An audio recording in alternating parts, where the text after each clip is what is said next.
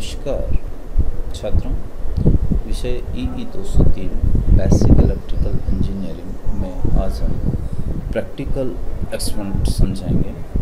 अभी तक हमने आपको 2 एक्सपेरिमेंट समझाए हैं जो क्लासेस शुरू होने के बाद आपको आके लैब में परफॉर्म करना है। पहला जो एक्सपेरिमेंट था वो डीसी मशीन के सीरीज और आर्मेचर वाइंडिंग का रेजिस्टेंस मेज़र करना था वोल्टमीटर एमीटर मेथड से। दूसरा जो एक्सपेरिमेंट था वो डीसी मशीन में शंट वाइंडिंग का रेजिस्टेंस मेज़र करना था सेम वोल्टमीटर एमीटर मेथड से। आज हम इसके आगे तीसरा एक्सपेरिमेंट देखेंगे। तीसरा जो एक्सपेरिमेंट है उसका ऑब्जेक्ट है to verify Kirchhoff's current law in AC and DC circuit. AC और डीसी सर्किट में किरचॉफ का करंट नियम है जिसको पॉपुलरली केसीएल बोलते हैं, उसको सत्यापित करना है, उसको वेरीफाई करना है केसीएल। इसके लिए हमें जो एपर्टस की ज़रूरत रहेगी, रिक्वायरमेंट रहेगी, वो निम्न टाइप से है। एक स्क्रीन पे आपको टेबल दिख रही है जिसमें हमने पहले कॉलम में सीरियल नंबर लिखा है 1 2 3 4। उसके बाद लिखा नेम ऑफ द एपर्टस, क्या क्या आपको एपर्टस की ज़रूरत रहेगी, फिर इनकी कितनी संख्या की ज़रूरत रहेगी, क्वांटिटी कितनी चाहिए इनकी, और फिर स्पेसिफिकेशन। यहाँ ये ध्यान रखना है कि मैंने रफली स्पेसिफिकेशन लिखी है, लैब में जो उपलब्ध है उसके अनुसार आपको ये स्पेसिफिकेशन लेनी है, उसके आसपास की लेनी है। तो पहला है इसमें ऑटो ट्रांसफार्मर। ऑटो ट्रांसफार्मर का काम है वेरिएबल वोल्टेज ऑब्टेन करने के लिए। तो आपको सर्किट अलग अलग रीडिंग्स लेनी होती है, उसमें वोल्टेज को वेरी कर सकते हैं, डिफरेंट वोल्टेज आप प्राप्त कर सकते हैं ऑटो ट्रांसफार्मर से यूज़ में लेके। इसको सिंगल फेज वेरिएक भी कहा जाता है। ये एक संख्या में छेगा और इसकी जो स्पेसिफिकेशन है मीन्स रेंज है वोल्टेज की, वो आउटपुट वोल्टेज इसका 0 से 270 वोल्ट रहेगा और करंट आप 5 एम्पियर की तक का ऑटो ट्रांसफार्मर या सिंगल फेज वेरिएक ले सकते हैं। फिर हमें करंट मेज़र करने के लिए एमीटर की ज़रूरत पड़ेगी। ये हमें 3 एमीटर की ज़रूरत पड़ेगी और इनकी जो रेंज है वो 0 से 5 एम्पियर या जैसे उपलब्ध हैं और रेजिस्टेंस क्या लगा है उसके अनुसार इसकी रेटिंग आएगी। तो आप 0 से 2 एम्पियर, 0 से 3 एम्पियर, 0 से 1 एम्पियर के भी ले सकते हैं।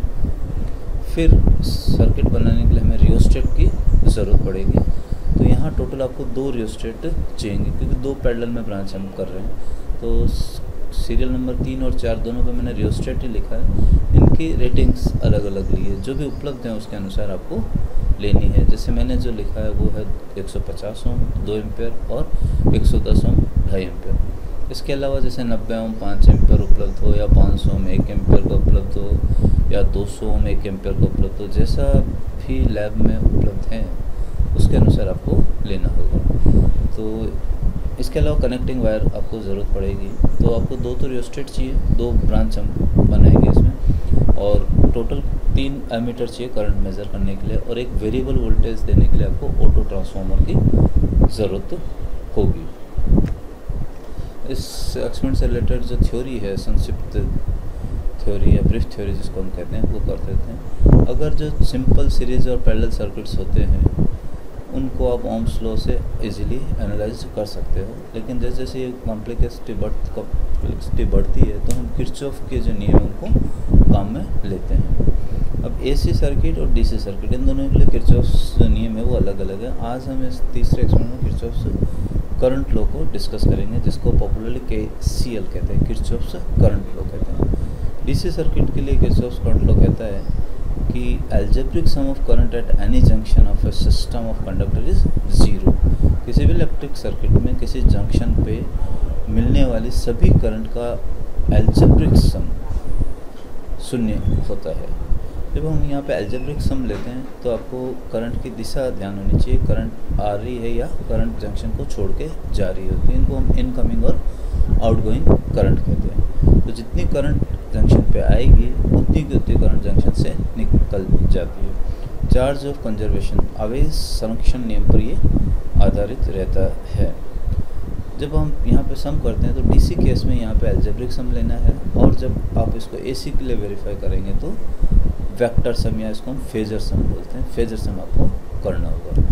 तो आपको जैसे एक जंक्शन बनाना है इस पर, और आने वाली करंट्स देखनी कितनी है और जाने वाली करंट्स कितनी है, फिर एरर देखनी है। ये केस तो कहता है कि इन सबका जो अलजेब्रिक या ऐसे के केस में फेजर सम होगा वो 0 के बराबर रहेगा, 0 के बराबर रहेगा। मीन्स जितनी इनकमिंग करंट है उतनी आउटगोइंग करंट आ जाएगी। एक ये डायग्राम देखते हैं हम। इसमें जो जंक्शन O है उसके ऊपर 5 ब्रांचेस दिख रही है आपको, जिसमें जो करंट आ रही है वो है I1, I3 और I5। इस चित्र में देखें, और दूसरी जो करंट्स जाने वाली है वो अलग करंट I2 और I4 को हमने इसमें बता रखा था। जो जंक्शन पे आएगी करंट उनका सम कर लें अलजेब्रिक सम, और जो जंक्शन से बाहर जाएगी उनका सम कर लेते हैं। ये सम आपस में बराबर होना चाहिए, ये केसीएल है। और जब एसी सर्किट में हम इसको अप्लाई करेंगे तो ये रहेगा फेजर सम, वेक्टर सम के बराबर रहेगा। ये एसी और डीसी में ये डिफरेंस रहता है केसीएल के लिए, एक में अलजेब्रिक सम आएगा और दूसरे में फेजर सम आएगा। ये एक सर्किट डायग्राम है। यहाँ थोड़ा ध्यान देने की ज़रूरत है कि L जो है वो लाइन को बताता है, N है वो न्यूट्रल को बताता है, और यहाँ पे हमने एक ऑटो ट्रांसफॉर्म लगाया। एक्चुअली वर्ड की फाइल को यहाँ कॉपी की है तो सिंबल है वो उसमें प्रॉपर ले नहीं रहा। यहाँ ऑटो ट्रांसफॉर्मर का सिंबल आपको ड्रॉ करना, एक वाइंडिंग है वो यहाँ पे शो करनी, तो ऑटो ट्रांसफॉर्मर हमने यहाँ पे लगा दिया और उस पर इनपुट दिया हमने AC 230 volt single phase 50 hertz की सप्लाई कनेक्ट की। यहाँ से एक वायर बाहर जाएगा जो आउटपुट टर्मिनल से, यहाँ पे इन 2 तारों के बीच में आपको आउटपुट मिलेगा। ये जो आउटपुट है उसको हम एक एमीटर पे कनेक्ट कर देते हैं। एमीटर से फिर आउटपुट जो जाएगा वो 2 एमीटर के इनपुट पे चला जाएगा। मीन्स यहाँ पे ये एक जंक्शन है जहाँ पे एक करंट आ रही है और ये 2 करंट जा रही होती है। इस एमीटर के बाद में एक रियोस्टेट लगाना है, यहाँ पे ये वेरिएबल रियोस्टेट है। सिमिलरली इस दूसरे एमीटर के बाद भी रियोस्टेट लगाना है। तो ये ब्रांच और ये ब्रांच, ये दोनों आपस में पैरेलल में आ गई, यहाँ पे दोनों ऐड हो जाएंगे और ये वापस ऑटो ट्रांसफार्मर था उसका न्यूट्रल एंड था, उसके ऊपर इसको कनेक्ट करके फिर सप्लाई पे चला जाएगा। तो अभी जो हमने इंस्ट्रूमेंट बताया था एपर्टस क्या क्या चाहिएगा, तो यहाँ आपको ऑटो ट्रांसफार्मर कनेक्ट करना है, फिर 3 एमीटर बताए थे, ये 3 एमीटर यहाँ पे कनेक्ट करने हैं। यहाँ ये ध्यान रखना है कि जो कम रेंज के मीटर्स हैं वो इन 2 पैरेलल ब्रांच में लगाना है। जैसे अगर आपके पास 1 एम्पेयर और 2 एम्पेयर के एमीटर हैं तो वो दोनों इस जगह लगाने हैं, और जो बड़ी रेटिंग का एमीटर है वो आपको यहाँ पे लगाना है। तो जो I1 करंट है वो आपके I2 और I3 के सम के बराबर रहेगी।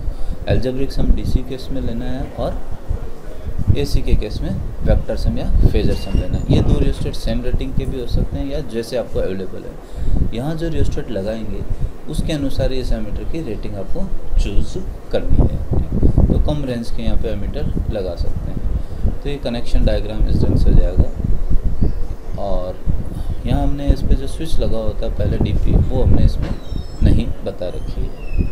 अब हम इसके स्टेप्स देखते हैं, प्रोसीजर के क्या स्टेप्स रहेंगे। कनेक्शन डायग्राम आपको याद आ गया, जैसे पिछले स्लाइड्स में मैंने कनेक्शन बताया था उसके अनुसार आपको कनेक्शन करने। सर्किट डायग्राम में जो दे रखे हैं उसके अनुसार कनेक्शन करने। मीन्स इनपुट है वो ऑटो ट्रांसफार्मर से लगाएंगे, और ऑटो ट्रांसफार्मर से ये कनेक्शन वापस दिखाता हूँ मैं आपको। ऑटो ट्रांसफार्मर से एक एमीटर पे लगाएंगे, एमीटर से दोनों एमीटर पे जाएगा, फिर एमीटर से रियोस्टेट पे जाता है। दोनों रियोस्टेट को कॉमन करके आपको वापस न्यूट्रल पॉइंट के ऊपर लेके आना होता है। ये कनेक्शन डायग्राम। तो ये जो कनेक्शन दे रखा है उसके अनुसार आपको कनेक्शन करना है, पहला इस प्रोसीजर का फर्स्ट स्टेप है। उसके बाद आपको सप्लाई ऑन करनी है, और जो ऑटो ट्रांसफार्मर है उसका जो स्लाइडर है घुमाने के लिए उसको घुमाइए ताकि तीनों में रीडिंग आ जाए। फिर आपको वोल्ट मीटर और एमीटर की रीडिंग्स लेनी है। यहाँ पे मैंने वोल्ट मीटर जो डायग्राम था उसमें शो नहीं कर रखा था। आप ऑटो ट्रांसफार्मर का जो आउटपुट है वहाँ पर वोल्ट मीटर कनेक्ट कर सकते हैं। वोल्टेज कितना आ रहा है ये प्रॉपर चेक करने के लिए। हालांकि केसीएल में इसकी रिक्वायरमेंट नहीं रहती, लेकिन सप्लाई अवेलेबल है या नहीं है, कितनी सप्लाई अवेलेबल है उसको चेक करने के लिए हम आउटपुट के पैरेलल में, ऑटो ट्रांसफार्मर के आउटपुट के पैरेलल में एक वोल्ट मीटर 0 से 250 वोल्ट या 0 से 300 वोल्ट का लगा सकते हैं, और 3 एमीटर्स आपको कनेक्ट करने हैं। तो अब आप इस जो ऑटो ट्रांसफार्मर था उसकी एक पर्टिकुलर पोजीशन पे तीनों की रीडिंग लो, 3 एमीटर की रीडिंग लेनी है। फिर इसको चेंज कर दो। आप जो सेटिंग है उसकी, जिसको स्लाइडर को घुमाते हैं उसको घुमाएं एमीटर, क्योंकि घुमाने से क्या होगा जो वोल्टेज मिल रहा है आउटपुट वो बढ़ता जाएगा, वेरी होता रहेगा। जैसे वोल्टेज वेरी होगा तो आपको एमीटर की रीडिंग से वो अलग अलग आएगी। अलग अलग रीडिंग्स पे आप इनकी वैल्यू को ले सकते हैं। एक दूसरा और है वैल्यू, करंट वैल्यू चेंज करने का, कि इसमें आप जो ऑटो रियोस्टेट हमने काम में लिए वो वेरिएबल रियोस्टेट काम में लिए थे। तो आप वेरिएबल रियोस्टेट को मीन्स रेजिस्टेंस को वेरी करके भी आप करंट की वैल्यू को चेंज कर सकते हैं। जब आप रेजिस्टेंस वेरी करो तो एक थोड़ा ध्यान रखना है कि इसकी वैल्यू ज़ीरो नहीं हो जाए। ज़ीरो होते क्योंकि सीरीज़ में हमने कोई और दूसरा रेजिस्टेंस नहीं लगाया है, ये शॉर्ट सर्किट के बराबर हो जाएगा और बहुत ज़्यादा करंट फ्लो होगी और जो इंस्ट्रूमेंट्स हमने कनेक्ट किए वो जल सकते हैं। तो मिनिमम आपको जब रेजिस्टेंस वेरी करो तो ये ध्यान रखना है कि आधे से कम उसको नहीं करना है। अगर ज़ीरो हो गया तो फिर एक नई प्रॉब्लम खड़ी हो जाएगी। इसलिए हम जो कर रहे हैं वो रेजिस्टेंस फिक्स ही रख रहे हैं और ऑटो ट्रांसफार्मर से चेंज करें। यहाँ पे ये ध्यान रखना, हमने सप्लाई जो दी ऑटो ट्रांसफार्मर कब लिया, जब हमने सप्लाई AC दी है।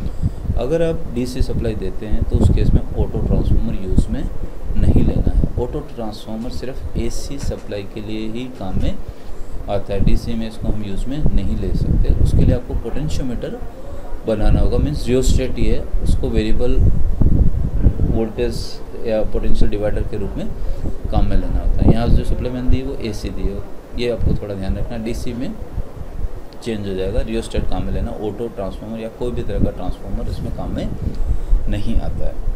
अब ये जो हम चेंज कर रहे हैं, ये आप कुछ रीडिंग्स ले लें। जैसे मैंने बताया आपको 5 set of these readings, 3 ammeter की रीडिंग ले रहे हैं, उनके 5 सेट आप इसमें ले लें। और ये जो सेट लेंगे वो किस में भरेंगे हम, ऑब्जर्वेशन टेबल में। तो ऑब्जर्वेशन टेबल देख लेते हैं कैसे रहती है। ऑब्जर्वेशन टेबल है करंट I1, इनकमिंग करंट जो या मेन करंट है जो ऑटो ट्रांसफार्मर से आ रही है। I2 एक रियोस्टेट में गई या एक ब्रांच में गई, I3 दूसरी ब्रांच में गई। तो ये टोटल 3 जो मीटर हमने कनेक्ट किए हैं उनकी रीडिंग्स I1, I2 और I3 ये इन 3 कॉलम में एंटर करनी है। तो ये कंप्लीट एक सेट कहलाएगा। जिस फर्स्ट रीडिंग है इन तीनों का एक सेट कहलाएगा। ऐसे आपको मैंने कहा 5 सेट, तो आपको ये 5 सेट लेने रीडिंग्स के, तो और उसमें आप इनमें एंट्री करते रहेंगे। उसके बाद अब आपको उसमें एरर निकालनी है, क्योंकि जो KCL है वो तो कहता है कि जो इनकमिंग करंट I1 वो I2 प्लस I3 के बराबर होनी चाहिए, अलजेब्रिक सम उनके बराबर होना चाहिए, या AC केस होगा तो वेक्टर सम लेंगे। लेकिन प्रैक्टिकली ऐसा नहीं होता, कुछ एरर रहती है। एरर किस सेंस में रहती है कि हम गलत पढ़ रहे होते हैं, या मीटर है वो करेक्ट नहीं बता रहा है, या मीटर में भी कुछ दिक्कत हो सकती है। तो उसके लिए एरर हम इसमें कैलकुलेट करते हैं। मीन्स ये वैल्यू 0 होनी चाहिए, लेकिन 0 नहीं होकर 0.1, 0.2, 0.01 कितनी आ रही है वो आपको देखनी है। तो I1 incoming current minus I2 plus I3 sum of outgoing current. तो सम ऑफ इनकमिंग करंट से हम सम ऑफ आउटगोइंग करंट का डिफरेंस निकालते हैं, सबट्रैक्ट करते हैं उसको, और जो वैल्यू आएगी वो कहलाती है एरर। ठीक, एग्जैक्ट ये 0 नहीं आ पाएगी, इसके मैंने रीजंस आपको बता दिए। ये मेन रीजंस रहते हैं, मीटर करेक्ट रीड नहीं कर रहा है, मीटर में एरर रहती है, एक्यूरेट नहीं रीड कर पाता, और दूसरा हम जो रीडिंग ले रहे हैं उसमें भी दिक्कत रह सकती है, पैरेलक्स एरर कहलाती है। जैसे हमने मीटर के सामने देख के नहीं लिया, एकदम वर्टिकल पोजीशन पे, परपेंडिकुलर पोजीशन पे तिरछा हम देख रहे हैं, तो रीडिंग से वो अलग आएगी, बड़ी हुई या कम वैल्यू आ सकती है। तो ये इसमें एरर के संभावनाएं रहती है। तो जो भी आए वो एरर रखनी है, लेकिन ये एरर मिनिमम होनी चाहिए। बढ़िया आप एक्सपेरिमेंट परफॉर्म कर रहे हो, उसका मतलब एरर की वैल्यू कम होनी चाहिए, मिनिमम एरर की वैल्यू होनी चाहिए। मिनिमम एरर आ रही है मीन्स आप अच्छे ढंग से कनेक्शन किए, मीटर भी आपके बढ़िया ढंग के, और रीडिंग जो ली वो भी लिए अच्छे ढंग से ली। एक और ध्यान रखना आपको, जब ऑब्जर्वेशन लें तो जो भी मीटर हमने कनेक्ट किए हैं उनके लिस्ट काउंट मिनिमम कितनी रीडिंग लेता है, एक जो स्केल है उसकी वो कितने एम्पियर के बराबर, वो पहले से आप निकाल के रखें। जैसे 5 एम्पियर का है मीटर और उस पर 50 कर रखें, तो 5/50 निकाल लो आप, 0.1 आ जाएगा। मीन्स एक जो स्केल है वो 0.1 एम्पियर को शो करती है। ऐसे अगर आपके पास 2 एम्पियर का और उसमें 10 है मान लो स्केल टोटल मार्क्स, इसका मतलब एक जो स्केल है वो 0.2, एक मार्क है वो 0.2 को बता रहा है। ये पहले से हम कैलकुलेट करके रखेंगे तो रीडिंग फास्ट हो जाएगी। जितना रीडिंग फास्ट लेंगे आप, उतना ही जो रियोस्टेट में करंट फ्लो है उसके कारण हीटेड होता है, गर्म होता है, तो उसके जो लॉसेस हैं वो मिनिमम कर सकते हैं, रिड्यूस कर सकते हैं। अगर लंबे टाइम तक लोगे तो रियोस्टेट है वो काफ़ी गर्म होंगे, आपको बॉयल हीट होने की ऐसी स्मेल है वो महसूस होगी, और जल भी सकता है अगर लंबे टाइम तक लिया काम। तो आपको ये ध्यान रखना है पहले से हम कैलकुलेट करके रखें, लिस्ट काउंट वगैरह रीडिंग से वो जल्दी ले सकते हैं, फास्ट ले सकते हैं। ये जो ऑब्जर्वेशन आ जाएगी, इसके बाद फिर आपको रिजल्ट तैयार करना है कि कितना आया। The algebraic sum of current at junction is, जो एरर आ रही है क्योंकि 0 होना चाहिए अलजेब्रिक सम, तब 0 नहीं होगी, कितना आ रहा है। तो आप 5 रीडिंग आपने ली है, तो इन 5 रीडिंग का एवरेज वैल्यू निकाल लो कि ये वैल्यू रही है आपकी, जैसे कोई में 0.5 आ रही, कोई में 0.1 आ रही, कोई में 0 आ रही, इन सब की जोड़कर जो संख्या है उससे आप इसमें भाग दे दें तो आ जाएगा आपके पास रिज़ल्ट। ये मिनिमम होना चाहिए, 0 के आसपास होना चाहिए। लास्ट में आपको लिखना है कंक्लूजन, जो आपने एक्सपेरिमेंट्स किया उसका क्या कंक्लूड निकला, क्या प्रॉब्लम्स आई आपके साथ, वो सब आपको इसमें लिखना है। तो अभी तक हमने आपको 3 एक्सपेरिमेंट समझा दिए हैं। अब अगली जब क्लास आएगी सैटरडे को तो चौथा एक्सपेरिमेंट है वो हम परफॉर्म करेंगे।